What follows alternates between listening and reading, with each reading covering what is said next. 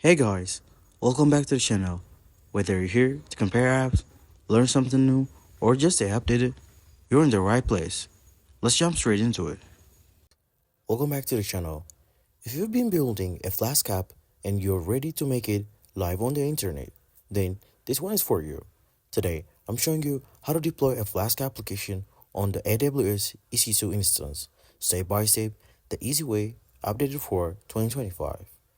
Let's get into it. First, head over to your AWS console and launch the new EC2 instance. Go with the Ubuntu 22.04 for this guide. Make sure to allow HTTP, HTTPS, and SSH in the securely group settings.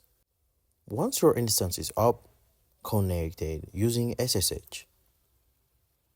Now that you are inside the instance, update your package and install Python and pip by following these commands. Next, clone or upload your Flask project to the EC2 instance. Then navigate into your project directory and set up a virtual environment by using this code. Now, install Gunicorn, which will serve your Flask app by using this code. Replace WSG app with your own file and app name. It is different. Next, let's set up Nginx to reserve a proxy to Gunicorn.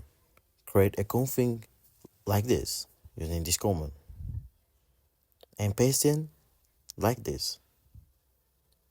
Enable it and restart Nginx using this. And boom, your Flask app should be live on your EC2 instance. You can also set up a domain and SSL later, but this gives you a clean, functional deployment. Alright guys, that's it for today's guide. If this helped you out to get your app online, give it a like and hit that subscribe button for more dev tutorials coming on your way. I'll see you in the next one.